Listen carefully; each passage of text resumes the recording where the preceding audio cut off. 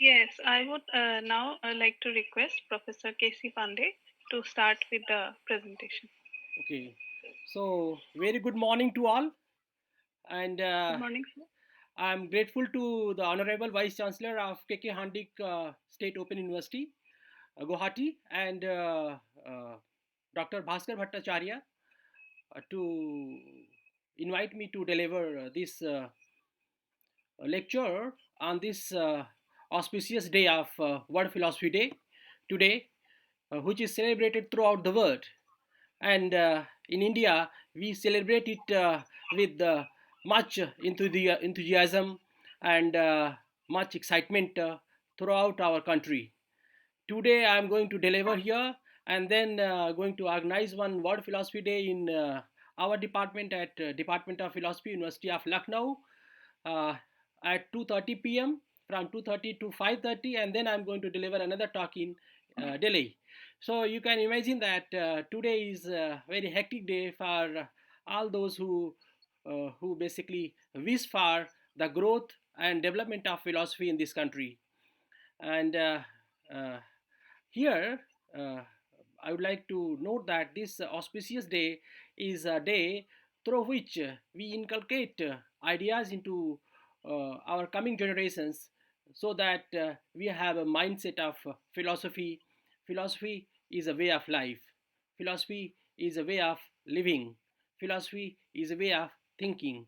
So, from that perspective, let us reflect on something. Today, what I'm going to reflect on is both a kind of comparative study, which is called comparative philosophy domain. In philosophy, those who are from philosophy background, they know very well as to what is comparative philosophy. So in this context, but comparative philosophy is to be understood in a very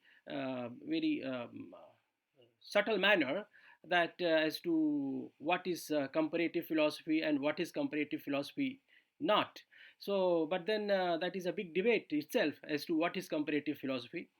And Professor Dayakrishna, the famous philosopher of India, has written a paper as to what is comparative philosophy. But I have basically translated that into Hindi as to what is comparative philosophy. तुलनात्मक दर्शन क्या है. लेकिन मैं समझता हूँ कि आज उस बहुत कॉम्प्लेक्स इशू में जाने की बजाय let us reflect on as to what is comparative philosophy in the context of the very much title of the uh, this program, that is philosophy, culture, and value. So, philosophy, culture, and value. What I am going to do here is to look philosophy, culture, and value in the context of Indian philosophy, and how Indian philosophy could reflect on Wittgensteinian way of thinking, and how Wittgenstein will be looked from Indian perspective. So a kind of mm, looking between parallels between Indian philosophy and that of the philosophy of Ludwig Wittgenstein. Ludwig Wittgenstein, and what I am going to do here is to see that how the problems in philosophy, basically problems as we all know in philosophy of language, in epistemology, in moral philosophy. Uh, these are the broader domains into which philosophy could be divided for this reflection for this moment. Uh, I have chosen only three domains for the time being because the time is limited, and so many things are happening around. So, if we take up some basic issues, then we'll enjoy as to how Wittgenstein could be looked into Indian context and how Indian context could be looked into Wittgensteinian context. So, it's a pretty kind of interesting scenario emerges after having this composite look, because this composite look is something which is very significant for today's world, where uh, we are basically uh, entering into the world of globalization and the world of cosmopolitan ideas. So we cannot deny this, that our mutual coexistence depends very much on this comparative thinking, this composite thinking. So let us reflect on some issues which emerges in the context of Indian philosophy, and how Indian philosophy could adopt Wittgensteinian thinking, how Wittgensteinian thinking would respond to Indian problems in philosophy, and how problems in Wittgensteinian philosophy could be treated in Indian context. So, to begin with, there is a little debate as a background as to what is philosophy and what is darshana. So, there is a difference between philosophy and darshana from perspectives of various cultures, and from the perspective of the differences between Indian context and that of the Western context. So, whenever we begin philosophy, basically we have a kind of hesitation as to whether we are beginning from the Indian context or beginning from the Western context. But there is no hesitation if we begin from darshana. Dishyate anena iti darshanam, that which provides insight is darshana. So this is what we teach to our graduates in the very beginning. So this drishti is the drishti which comprises the drishti of metaphysics, the drishti of epistemology, and the drishti of ethics. All the three drishtis are put into one, I suppose, and these need to be reflected from the word perspective. So we Indians basically uh, have been looking from the perspective of word, not from the perspective of atomistic philosophizing. What is the perspective of word is the sarvabhaumik thinking. So from the perspective of sarvabhaumik thinking, philosophy is looked from this perspective. And in the philosophy, philo plus sophia, that is love of wisdom, is treated in Wittgensteinian philosophy as logical clarification of thought.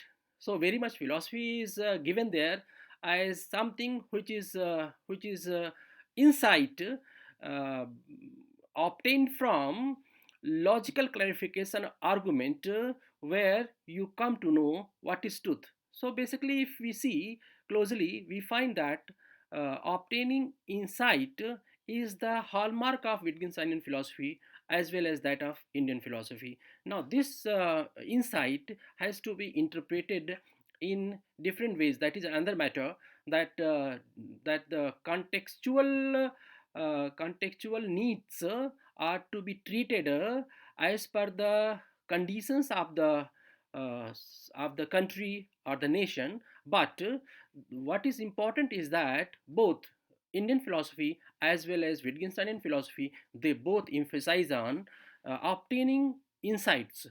So this insight is to be understood in the context of, let us say, philosophy of language for the first time. So what is philosophy of language? Philosophy of language basically reflects on language, that is uh, meaning of a particular expression or proposition or sentence or statement. These are the some technical words in philosophy of language, and how a particular proposition is to be interpreted is the basic concern of philosophy of language. Now, when we see that when a particular proposition is to be interpreted, then that proposition is to be interpreted in the context, or it has to be interpreted in its own um,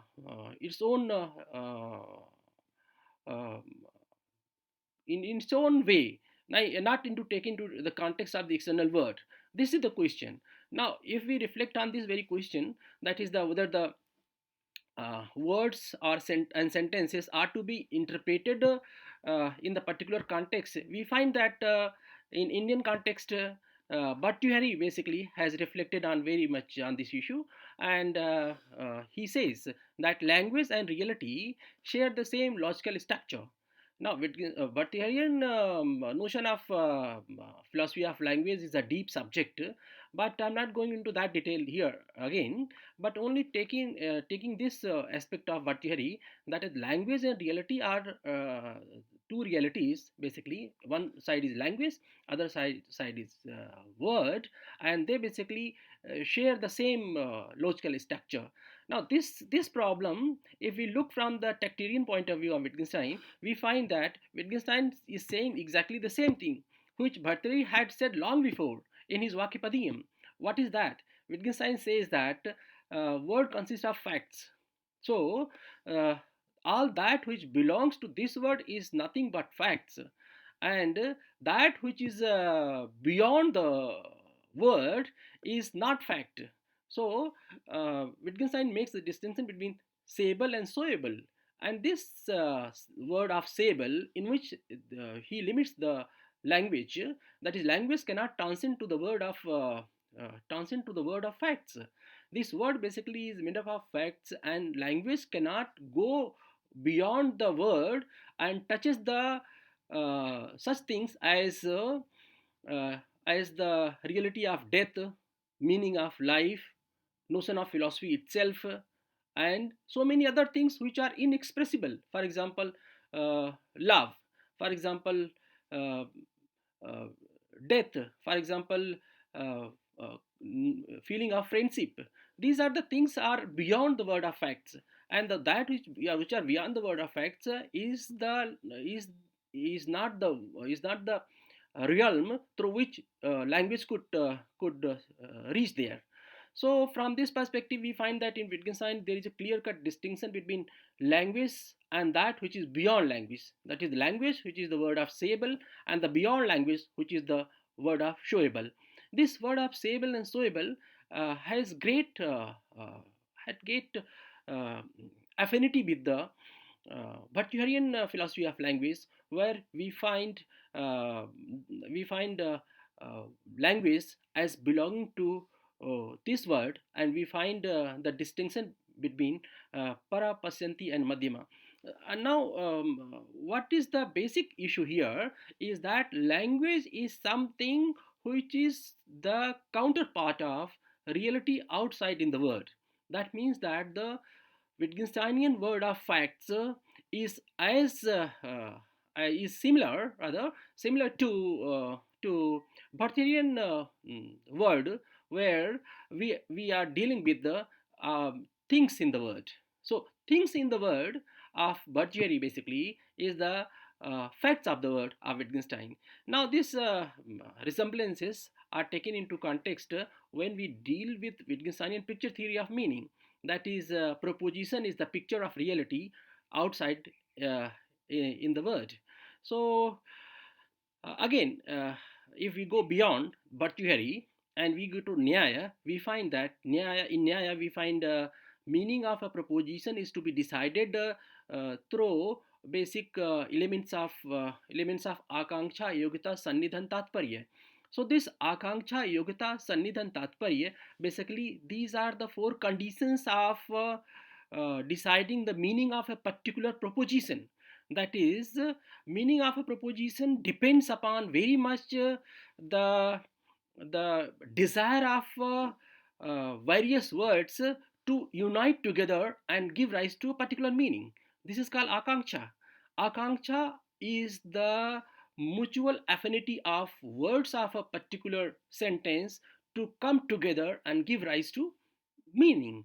And then there is a yogita, there must be ability in the words to express the meaning. And then there is a third condition which gives rise to meaning of a particular proposition, and that is togetherness. That is, various words must be uttered in close proximity to each other, otherwise there is no meaning to a particular proposition. For example, if somebody says in the morning uh, that there is a rain outside. Now, this um, particular proposition, if each words of these sentences are uttered, for example, after couple of hours interval, then they make no sense. So this basically becomes a nonsensical proposition from the Nayayika's perspective. Now, this uh, this is the third condition of a proposition. Now go to the fourth one, and that is called tatparya. That is the intention of the speaker. Now, intention of the speaker is pretty significant because same word might be expressing different meanings in different contexts. So, meaning of a particular word is context dependent. Now, this context dependency of a meaning of a particular proposition is something which Wittgenstein talks about in language game, uh, in the concept of language game and form of life, in his later work, that is Philosophical Investigations, published after his death, and it was published in 1953.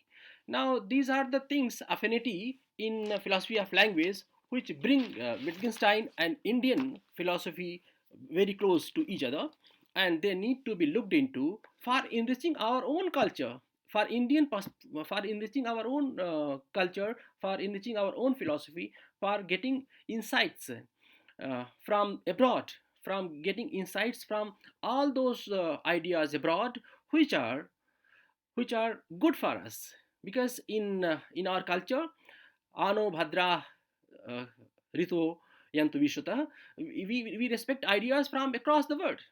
Gandhi said that, oh, keep open your windows for all the kinds of ideas coming from all sides of the world. So we basically welcome our ideas which are good for our culture, which are good for our insights.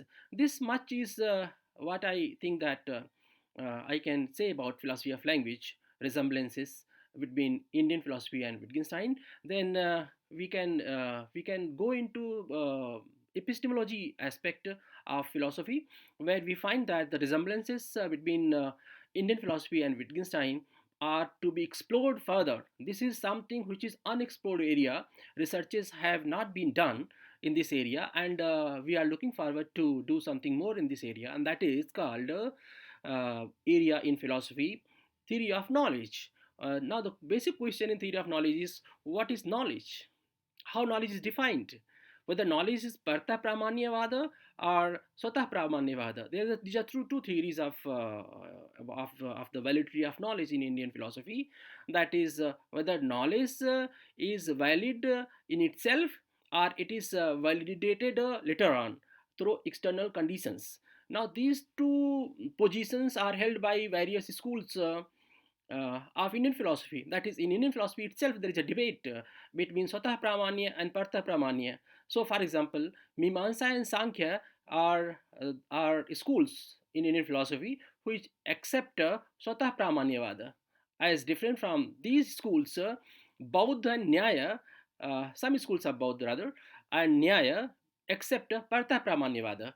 Now, this debate between Swatah Pramanyavada and Partha Pramanyavada, basically it's pretty interesting from the perspective that the orthodox and heterodox division in Indian philosophy need to be relooked, as we find that there are many philosophers who have questioned this astic and Gnostic, that the orthodox and heterodox debate between various schools of uh, Indian philosophy, and they are to be rethought.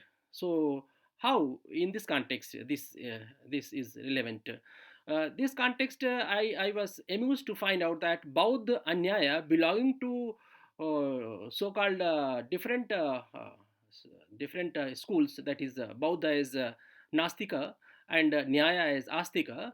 They both accept Partha Pramanyavada. And on the other hand, Mimamsa and Sankhya, they accept Swata Pramanyavada. And there is a difference in the standpoints of Nyaya and Mimamsa and Sankhya on the other hand, and Nyaya on the other side, that they are fighting whether the knowledge is valid in itself, or it is to be validated through various external conditions. Now, in this, Nyaya gets support from Bauddha in its theory of Partha Pramanyavada, but it does not get support from Sankhya and Mimamsa. And if we look at it from Wittgensteinian perspective, then we find basic ideas as Wittgenstein talks about in his text Uncertainty. In Uncertainty, as we all know that it's a response basically to two papers by G. Moore, one published in 1939, that is the proof of an external world, and other published in 1925, that is the defense of common sense. These two papers of G. Moore are basically for the sake of establishing realist position of position about knowledge, about establishing realist epistemology rather, and proof of an external world is a response to uh, Kant's basically claim, rather not claim, but you can say that Kant's allegation to philosophers that Kant, in his critique of pure reason, criticizes philosophers that no one has proved the existence of external world so far. So, according to Kant, quote unquote, it is scandal in philosophy. Now, this scandal in philosophy has to be interpreted in a manner and to be seen in the context of realist and idealist debate as to whether reality is external to the mind or reality is the inside mind. That is, whether realist position is to be accepted or idealist position is to be accepted. Now, this beyond this debate, if we find, then Kant's allegation that no one has been able to prove the existence of external world has been taken to task by G. Moore, who says that existence of world to be accepted as a matter of faith, and it cannot be accepted on the basis of any proof. That is, the demand which is raised by Kant in his critique of pure reason, that philosophers must give proof for the existence of anything if they are accepting that thing's existence. Otherwise, skeptic will come into context and then nothing can be proved. So this is basically scandal in philosophy according to Kant. But according to Moore, the existence of the external world has to be accepted as self-evident, and it has to be accepted as a matter of faith. So I can know things which I cannot prove according to Moore. Now, here comes Wittgenstein. It is pretty interesting in Uncertainty to go through Wittgensteinian statements in order to appreciate our Indian perspective. And that is, Wittgenstein says that in response to Moore's position that I can know that there exists external world outside, even if I cannot prove it.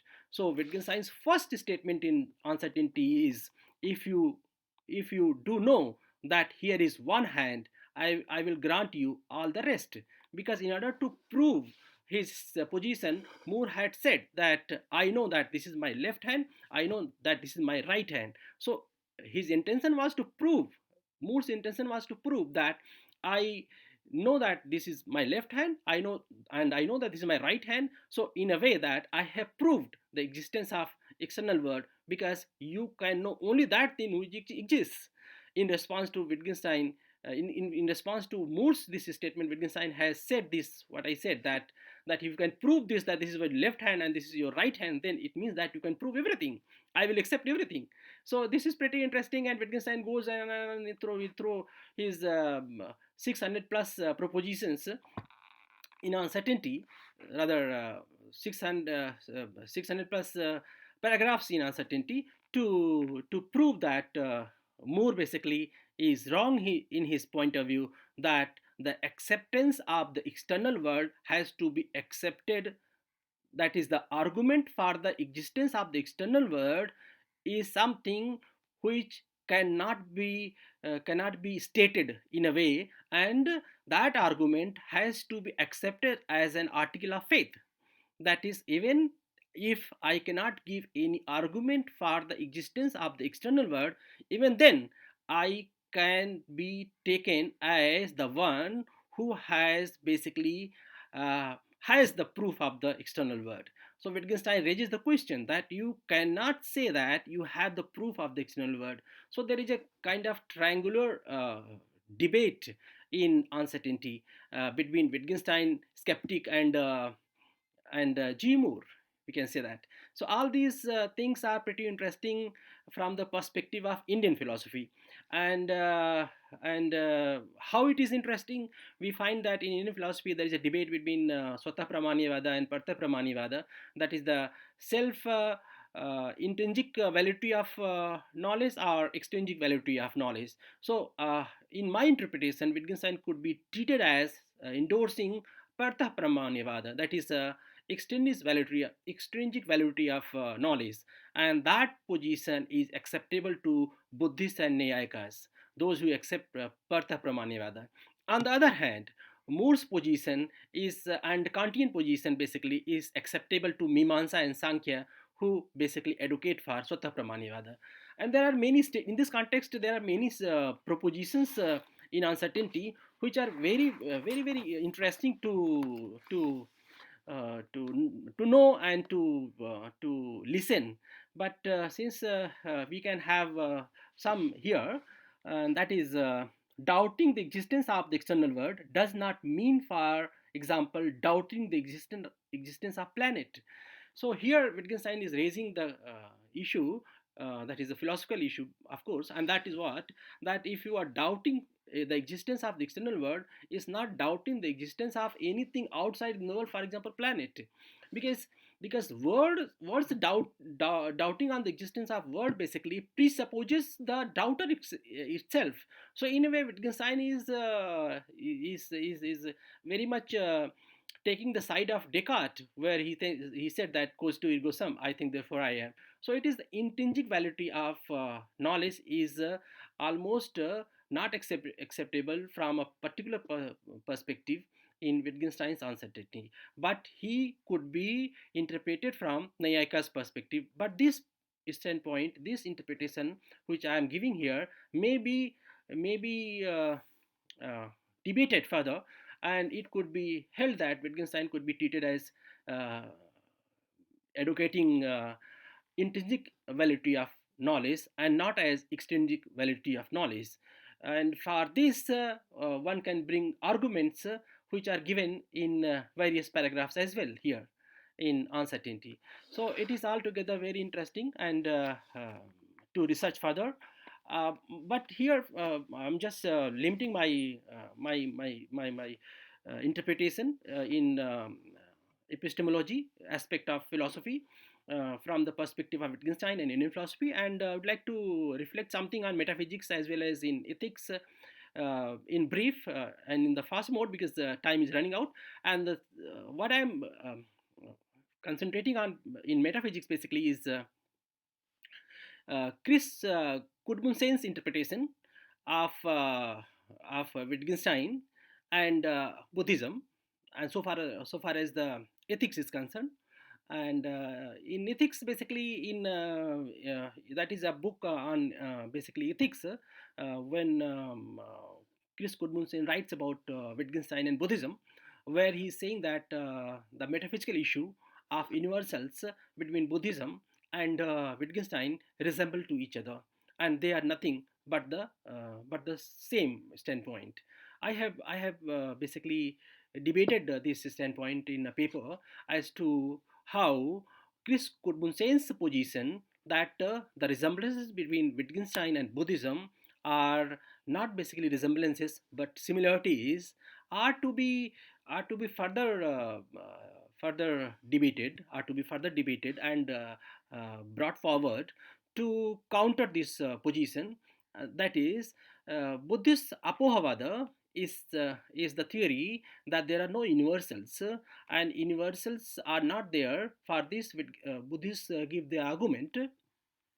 But in Wittgenstein, when we go into that aspect of philosophical investigations, where Wittgenstein basically talks about that in various forms of life there is no similarity basically, but there is a crisscross resemblance, and this resemblance is sufficient to explain the various concepts which are found in various cultures. So there is a standpoint of Chris Gudmundsen which holds that that nominalist position of Buddhists is basically closer to Wittgensteinian position of family resemblance. But this could be debated further. And there are a couple of philosophers who have reflected on this. So Richard Bambro basically is against Chris Gudmundsen on this position, which again could be debated that how Richard Bambro has rather gone into rather gone into taking into position which is not to be acceptable. It's Bambro basically talks about Wittgensteinian position of crisscross resemblance as different from Buddhist Apohavada, and he brings into account how the concept of family resemblance has distinctness as compared to Apohavada of Buddhism. This all needs to be further debated.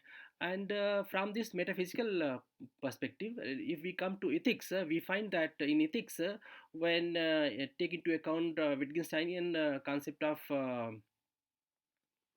concept of ethics and concept of value, as discussed in his lecture on ethics, we find that in Indian context, what we follow rather that samskaras and purusharthas and how to respect our elders and our entire Indian culture basically is something which is very much acceptable in Wittgensteinian philosophy. And Wittgensteinian philosophy, Wittgensteinian ethics is to be interpreted in Indian context in a relooking way. So this also, I suppose, that can be supplemented with the uh, Renford Bambro's position, and could be further analyzed. And in this context, these are the pretty technical issues, and I'm sure that there may be many non-philosophical friends which are from the various disciplines.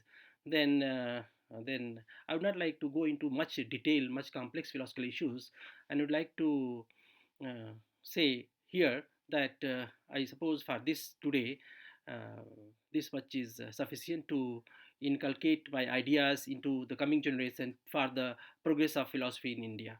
Thank you very much for having me here, for giving me time to deliver my ideas. Thank you very much.